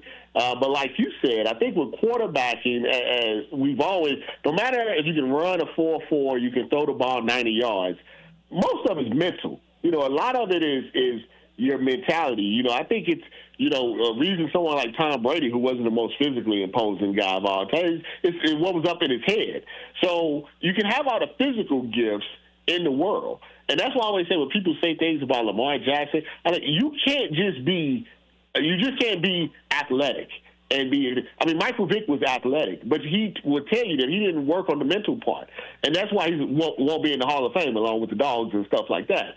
You have to have like a subset of being able to handle the quarterback position because it's the most important position in the league. So I think the quarterbacks that aren't doing well, it is probably a little bit of coaching, but also maybe they don't have that mindset, that leadership, that ability, that it factor, that's something that you can't qualify in a stat. You have to have that as a quarterback to really, you know, take it to the next level. Like, you know, Patrick Mahomes has it. It doesn't matter if he don't throw 4 interceptions in a game. You know he has the it factor. And I think with Trevor Lawrence, you know, you just don't see that right now. Blake, I know you had a question. Go ahead. Yeah, no, not so much a question, but I kind of going back to, we're talking about, you know, dual threat quarterbacks. So we're talking about the ability to run, the ability to sense the play in a sense of lack of words. You know, we talk about Caleb Williams too. Like, he's developed a lot of that in his game too. I mean, it's not the same design runs as that Lamar Jackson gets or that Josh Allen gets, but it's that same type of Mahomes, Aaron Rodgers. Like, when you see him extend the play and you see him roll out and breaking down the defense, his eyes stay up the entire time. He's not thinking, I'm going to run the football. He's thinking, I'm ready to rocket this thing downfield. And so far in his career, he's taken off with the ball and gotten those sneaky first downs on like a 3rd and 4, or like gotten the, juked out a guy and like helped move the sticks when they needed to. But I mean, look for the next couple of weeks where instead of taking off, DJ Moore slips out and he finds him 40 yards downfield, or finds Rome Odunze downfield. So I really like how you kind of brought in that dual threat aspect. When we say dual threat, you immediately think of a guy like Lamar Jackson who's rushing for 100 yards, even with Justin Fields when he was in Chicago. But dual threats kind of move the goalposts from, getting those design runs to, like Patrick Mahomes, you could say he's a dual threat guy because he's looking to pass, but he can still take off for 20, 25 yards. So good breakdown with that to add a little to that conversation there. Yeah, I think just a quick add-on to that, I think that's the hard part for a defense is that you can cover everything perfectly. But if you have a Caleb Williams, you have a Jaden Daniels, a Lamar Jackson, a Patrick Mahomes, like I said, these guys now, everything can be perfect. And then they can make one guy. You saw with Lamar Jackson against Cincinnati. He drops the snap. He runs around. Everything's perfect. He stiffs on the guy. He's running around. He throws a touchdown. You saw it when you see it with Patrick Mahomes all the time. It's fourth down. He can run. Everybody's covered. He can run. And that's ideally what you want with your quarterback. Not someone that is, as soon as there's trouble, I'm out of here, is that when everything else fails, then they have that option, that last option to make something out of nothing. And I think that's what really is the difference between a lot of the quarterbacks these days, is that if everything breaks down, they have the ability to make something out of nothing. So that's a very good point. Yeah. We've seen it. We've seen it. Even with Brock Purdy, we saw it on display on Thursday, where there was several drives where he was able to extend by getting little key pickups with his legs, grabbing the first down here, all of a sudden grabbing a little first down there. Those things are key. They don't seem like much, but they extend that drive, give your defense more rest, and give you the opportunity to get a score. And when your quarterback now doesn't necessarily have that ability, you've become a little bit more one-dimensional, and these defenses nowadays are so complex. I try to tell everybody that they have such a complex scheme. They're so fast, they're so physical out there that you have to try to take advantage of every little piece that you have that you can. And make no mistake about it, your quarterback is a ball carrier. And if you limit yourself to where now he only is just a passer in your offense, well, that just makes it a lot easier for the defense to key in and say, okay, they're going to do this, they're going to do that, as opposed to we don't know what they're going to do because you know what, hey, if we turn our back for 2 seconds, this guy's going to slip out and then grab that extra 10, which we've seen throughout Patrick Mahomes' career. Yeah, as I always said, when they count up first downs, they don't care how you got them. When they count up touchdowns, they don't care how you got them. So to me, if a quarterback runs for 10 yards and throws for 10 yards, still a first down. Like you said, still keeping the chains moving. And this idea that it has to be one way, I feel like that's a media societal thing against black people. Black people are often told they can only do one thing. Very much in the box. Very much this is what you have to do. You have to stay in the pocket. You have to do this. Nobody ever told Steve Young that.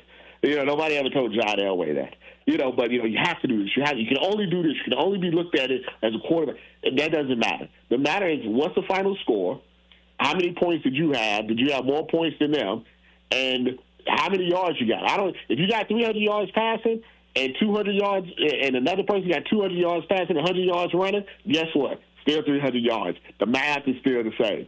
Math is still the same, and you saw that was on display in the last 2 games with Caleb. In the game against the Rams, he only threw for 157 yards and just 1 touchdown. 157. And then he comes back the very next week and he throws for 300 yards with 2 touchdowns. A victory is a victory, and you just want to see overall that your quarterback has command in the pocket and an overall understanding of the offense.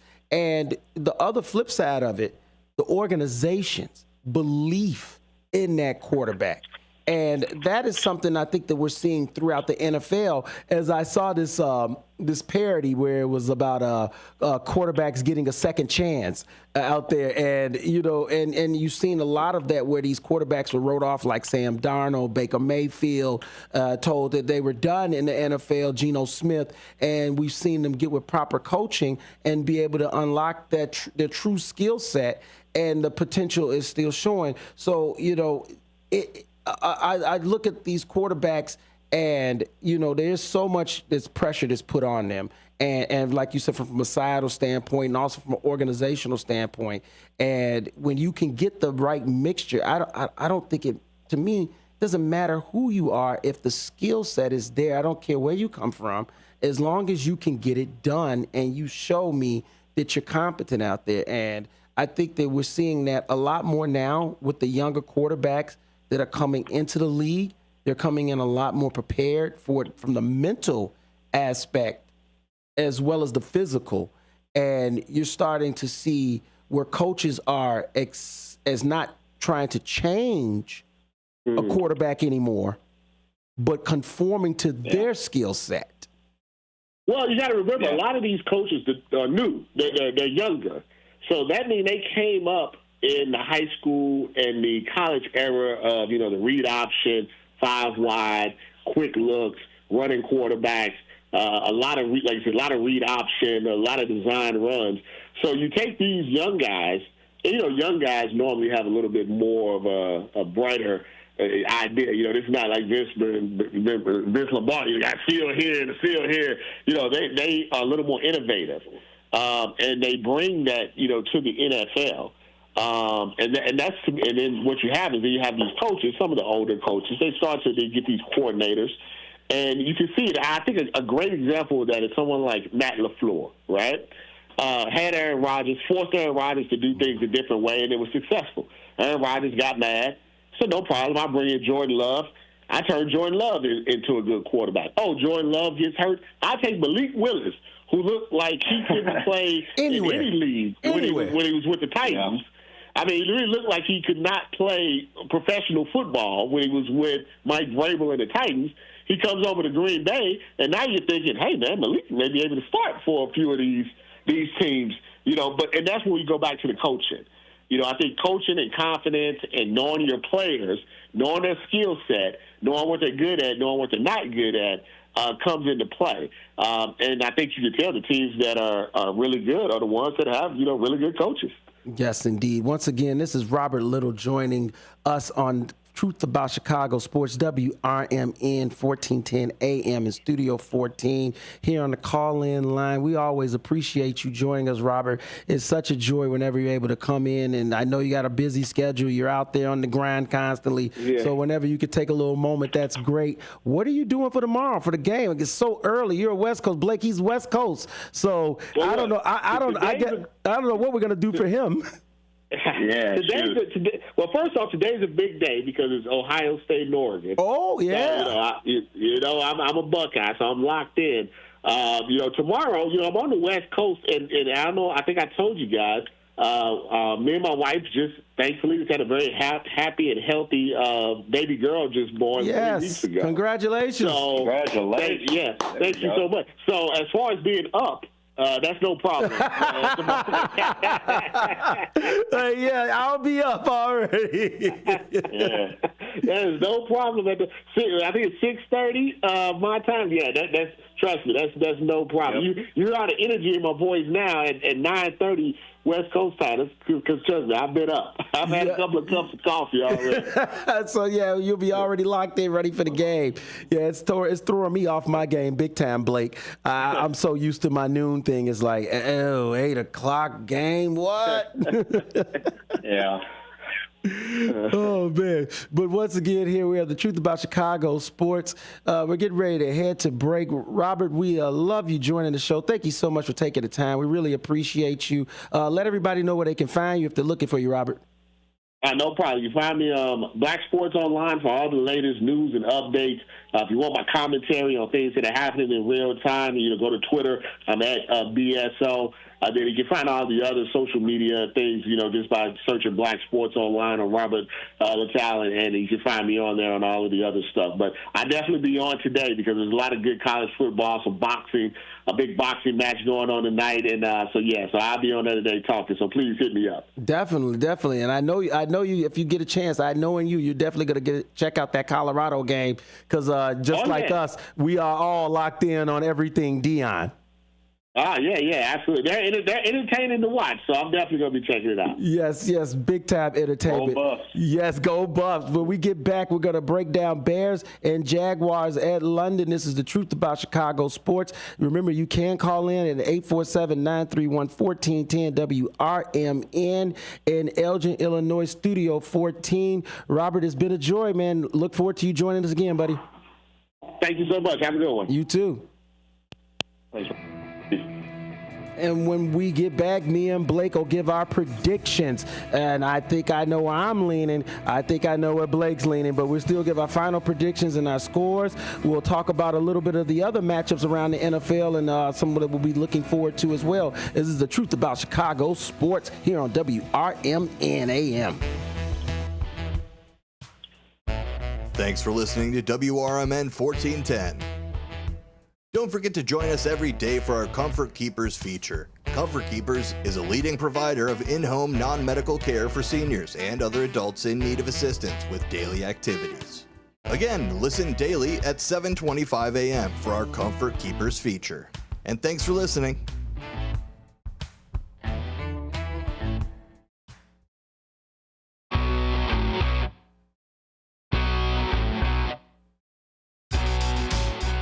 Attention all burger enthusiasts and game aficionados. Celebrate a century of excellence at Mott's Lounge. Proudly serving the community for 100 years under 5 generations of passionate ownership.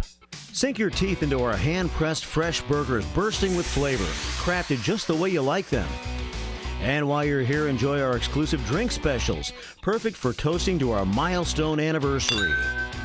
Plus, challenge your luck with our state-of-the-art gaming machines, adding an extra thrill to your visit. Join us at Mott's Lounge and be a part of history in the making. Here's to another century of great food, fun, and memories. Mott's Lounge, where every visit is a celebration. For more information, visit us online at mottslounge.com.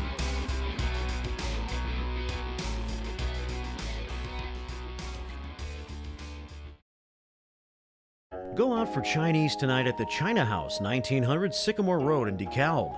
Enjoy a platter for 2, which includes Shanghai shrimp rolls, beef teriyaki, crab rangoon, spare ribs, as well as chicken wings and shrimp. The China House also offers all Chinese favorites, as well as sushi and hibachi, plus American food and ice cream. Try seafood, beef, chicken, sushi, and more from their most popular buffet items. Let China House tempt your taste buds. Call 815-748-0032.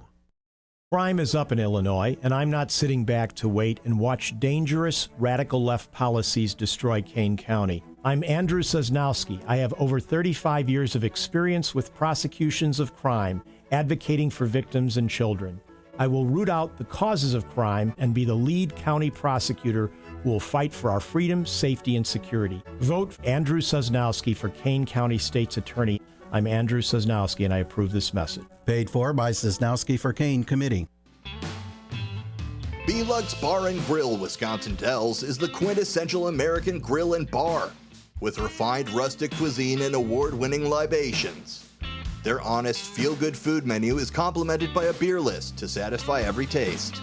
Classic cocktails and our signature shakes, rich and creamy with a splash of boozy goodness just to shake things up a little bit.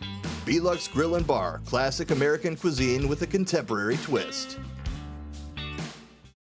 El Diablo Cantina, located by Spring Hill Mall at 113 Southwestern in Carpentersville, is your fun, hip, and festive family Mexican cantina, serving authentic recipes from all over Mexico that are made fresh daily. There's delicious cocktails using fresh fruits or your choice of 30 craft beers, which go great with the menu. There's indoor and outdoor dining, open from 4 till 11 and until 4 a.m. on weekends, featuring Latin line dancing. Visit eldiablocantina.com today.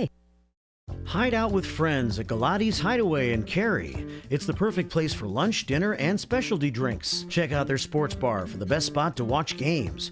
Try Galati's Dining Room for a relaxing night of dining on their signature Italian dishes. Try their great pizza or the Build Your Own Burger. Galati's Hideaway also has a large variety of entree favorites like prime fillets, steak kebabs, salmon, and ribs. Book your party in their banquet room. Visit GalatisHideaway.com.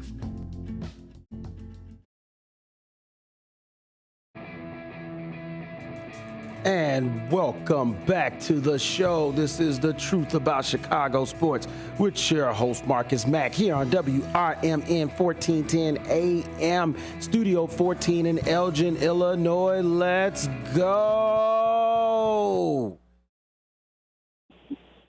And yes, when we left off, Blake, we're going to break down some Bears and Jaguars. Before we break that down, Blake, tell the good people where they can find you when you're not here on the show with me.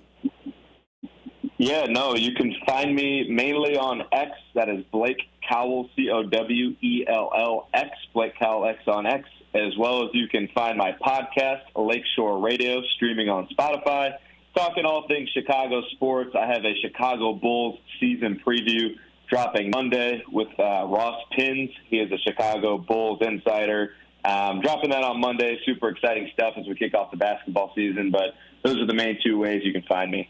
Heck yeah, I love it. And once again, thank you for coming on and joining me on the show today through the call-in line, brought to you by LR Cigars. If you're looking for a premium cigar at a town, just go to lrcigars.com. You can also message him through LR Cigars Gmail and LR Cigars Facebook.com. And now we have the Bears across the pond playing the Jaguars. Is this a must-win, Blake? A must-win, I would say no. A should-win, absolutely. You're playing a team with Jacksonville Jaguars. We mentioned it earlier. They've only won one game. So I mean, this is a situation where, you know, the Bears, the majority of their divisional games are toward the end of the year. So this is the time where they got to start stacking wins. They're a better team. You know, this is a classic spot for Matt Eberflus to underperform. But similar to last week, the team you should win. Can this Bears team be a different Bears team and win a game that they should? So I wouldn't say a must win, but a should win, absolutely. What's your thoughts on it? Yeah, I agree with that 100%. It's a game where my biggest concern is Eberflus. More than anybody, it's Eberflus. I'm starting to see a team that's really coming together on the defense and offensive side of the ball. Like I said earlier, if you told me that he had an offense with Rome Odunze, DJ Moore, Keenan Allen, Cole Kmet, and DeAndre Swift, and you still had Justin Field at quarterback, you'd be talking playoffs. Everybody would be out there saying the Bears should be making the playoffs. So the only reason we have these hesitations is because we have a rookie quarterback, but it's deeper because we don't know how this coach is going to be able to handle this rookie quarterback. If this was a great Hall of Fame coach a la Bill Belichick, we'd still be talking playoffs for this team. But because we have the unknown of an Eberflus that's shown us his ineptitude in games that he's supposed to win, going back to last year, the Denver game, coming to this year, the game against the Colts, you do have these concerns sometimes that is he going to have his team ready to play? Is the focus going to be there? Is he going to have some bad, weird challenge? Is he going to mismanage the clock? Is he going to choose to go for a field goal when he should have gone for it? Or is he going to go for it when he should have gone for a field goal? So, yeah, these options are always on the table when you're dealing with the Matt Eberflus coach team. And until he proves otherwise, I'm still going to have those worries. Yes, he showed me something when he outcoached Sean McVay against the Rams. Yes, he did what he was supposed to do and had his team ready for the Panthers. But now traveling with a different schedule, different time, the team, different preparation, can he have his team focused enough to, like you said, do what needs to be done and beat a team that's on the ropes and needs to be knocked out? But make no mistake about it, this is different than the Panthers. This is a much better football team. They have weapons. Trevor Lawrence is a certified NFL quarterback. So it's not going to be a cakewalk. The Bears are going to have to come in with focus. Don't give me a bunch of pre-snap penalties. And the offensive line will have to do their job and block like they did last week.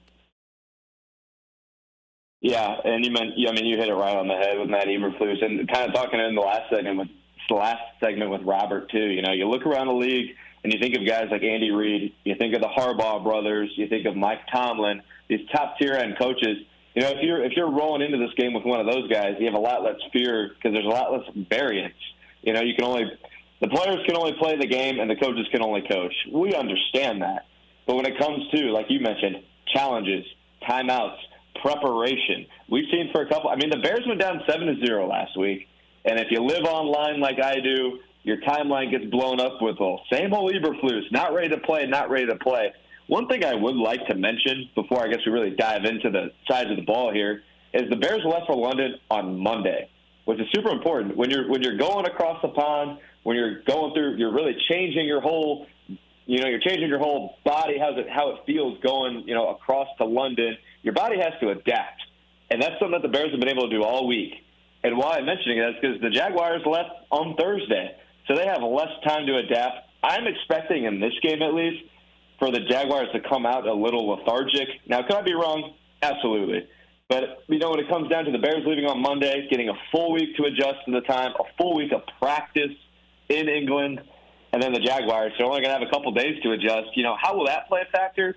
We'll learn a lot in the first quarter, but we'll see on that aspect of it.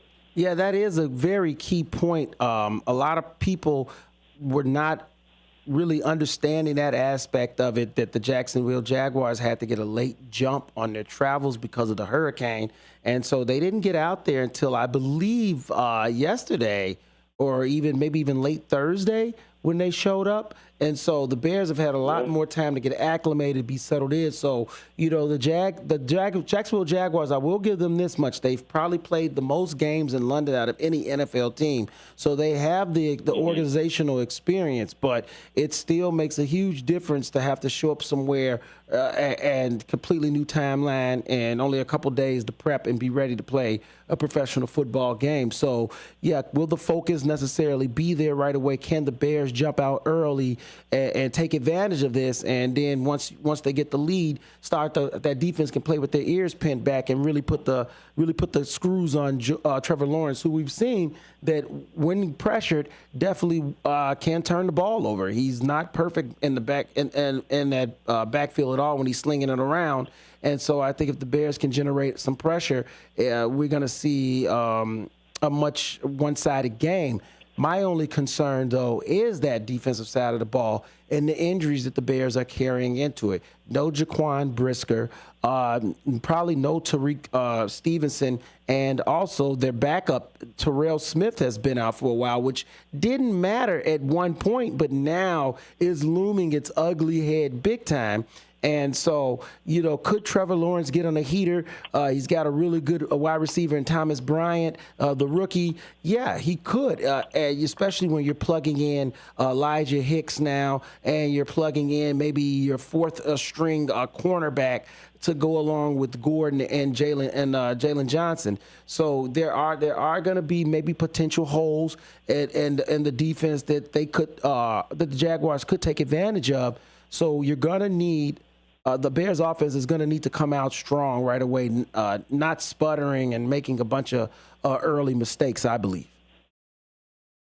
Yeah, no, I mean, you hit the nail right on the head. A lot of key injuries for the Bears, and really up to this point, they haven't had to dip into their depth.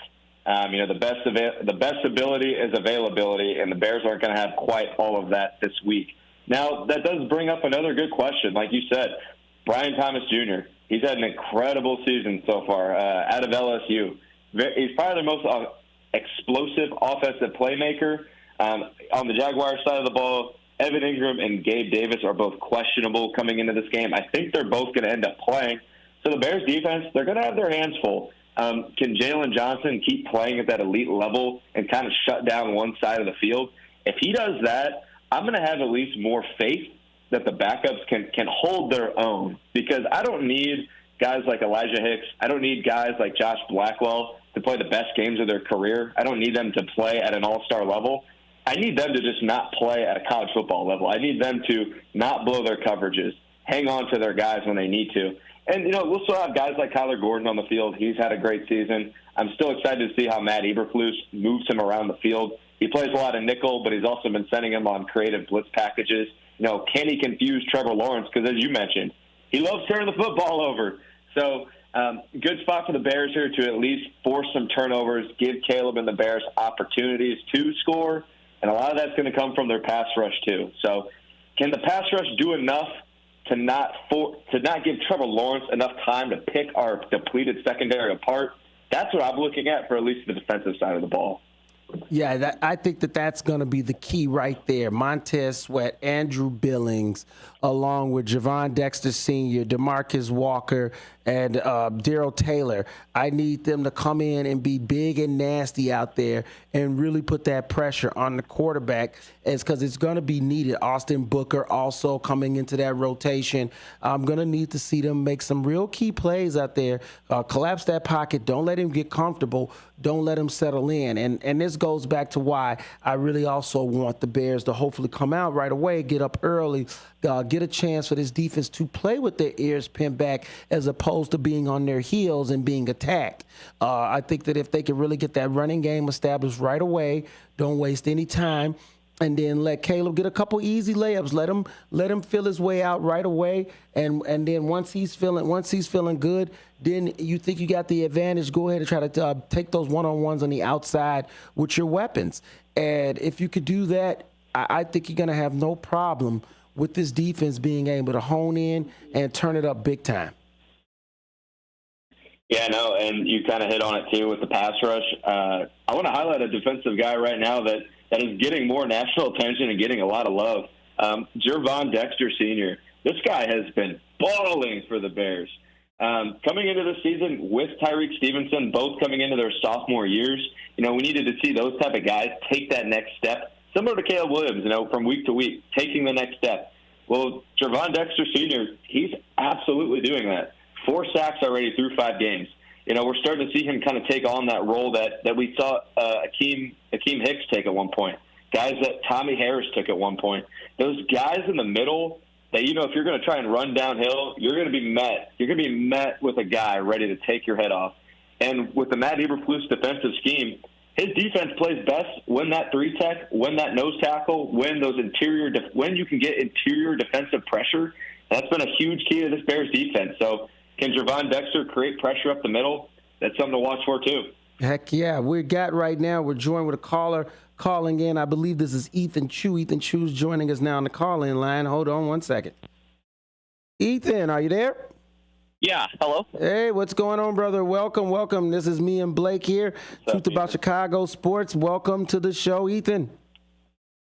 Yeah, thanks for having me. Appreciate it. Excellent. Ethan is a local sports reporter as we're here breaking down Chicago Bears, and we're giving our assessment about the game with Bears-Jaguars tomorrow at 8:30 as they go in battle in London. Tell me, what do you think are going to be the keys for the Bears to get a victory, Ethan? I was, looking over the stats from the past couple of weeks since, the season's still relatively young. I mean, I think the big thing is just the Bears keeping up that tempo on offense.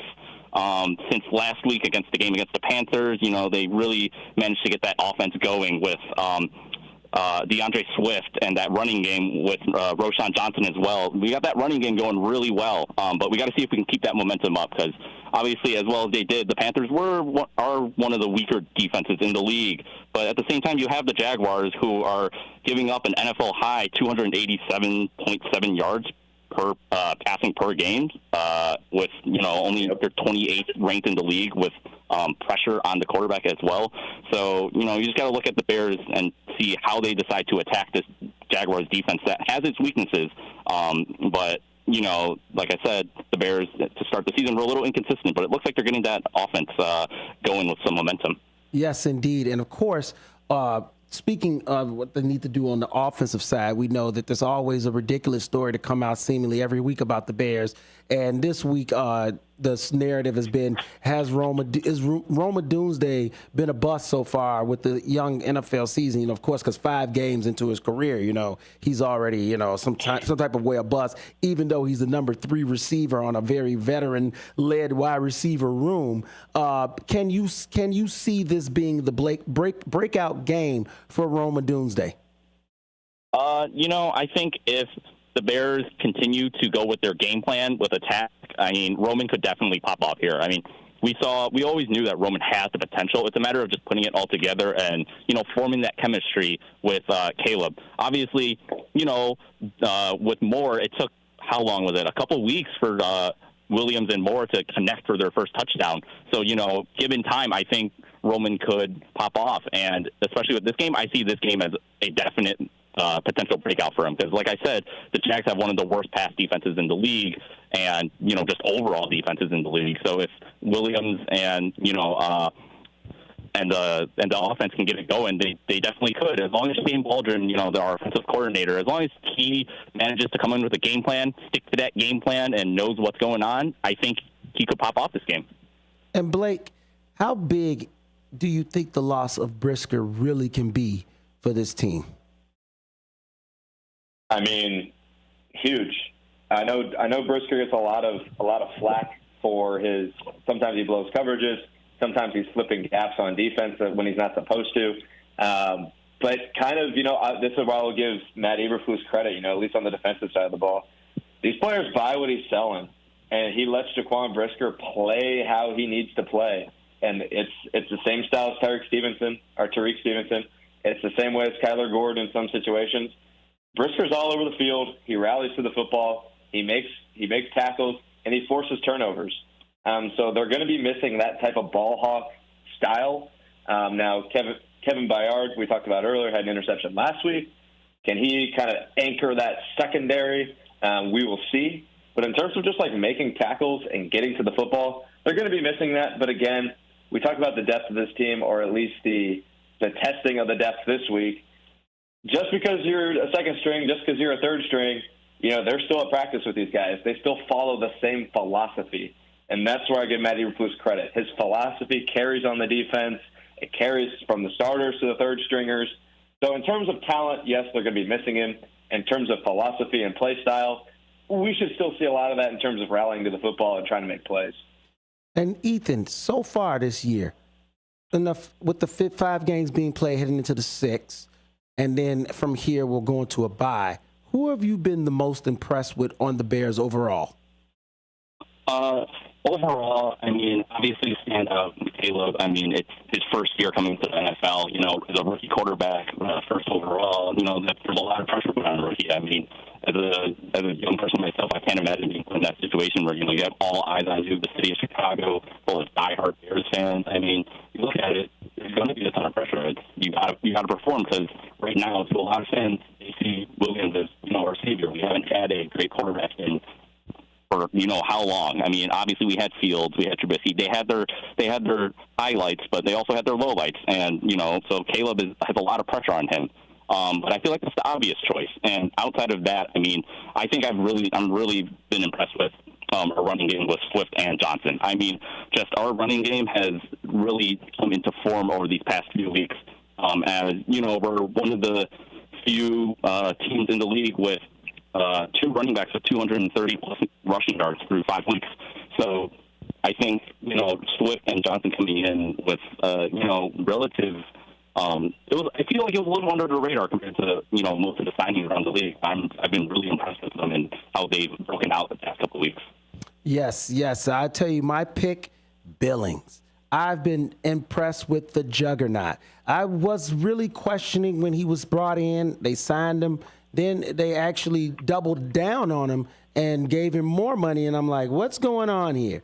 But the juggernaut has shown his worth. And we talk about Javon Dexter's ascension. I think it's directly correlated to Andrew Billings' play down there on the line with him. He has been a monster in those trenches. And it's been very key for not only Javon Dexter, but Sweat, Walker, Taylor, and along with the blitz packages when they send Gordon and when they send Brisker in, Billings, the juggernaut, is out there eating space up and making a name for himself. The real only issue I have with this Bears defense that I worry about, Blake, is the run game. Is that something we should worry about with the Jacksonville Jaguars? It's definitely a cause for concern. Kyron Williams, I think he finished with 93 yards. Jonathan Taylor, another big game. Even last week, Chuba Hubbard broke off a huge gain against us to kick off their scoring. You come into this game, Travis Etienne is questionable. I don't think his injury is too much of a concern. I think he's going to play. But you have a guy like Travis Etienne. You have a guy like Tank Bigsby, who's taking on a bigger role for the Jaguars right now. He had over 100 yards last week. So, it's definitely a cause for concern. Me personally, I'd be more concerned about, them running the football over Trevor Lawrence passing the football. I know we have a lot of injuries on the defensive side and the secondary, but it's going to also depend, too, what kind of game script comes out. And you kind of mentioned it earlier, it's a lot easier for the Bears to compete when the defense can pin their ears back and kind of just play their game, play from in front. So I think if the Bears can get off to a hot start, and kind of going back to our travel schedule conversation, if the Jaguars come out lethargic and the Bears can hop out to a 2-score lead, then we don't have to worry about the run game. So let's see if in the first half the Bears can do what they really haven't done all season, or I guess excluding last week, get off to a big first half start, and then you don't have to worry about the run game. So at the cause for concern, can this defensive line, can the defense stop the run? So far, in situations where they've had to stop the run, they haven't done it super well. So I would say it's a concern, but we'll see how this one plays out. Yes, indeed. And Ethan, thank you once again for joining us on the call-in line. Where can everybody find you, Ethan, if they're looking for you? You can find me on social media, on Instagram. My handle is at EC_1101.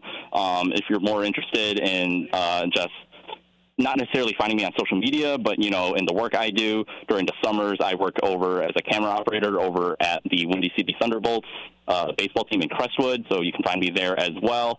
And, just come out to a game and, maybe you'll run into me. You'll see me on the roof running a camera over there. Heck yeah. Ethan, thank you once again for joining. We look forward to you joining us again in the future. We appreciate your time.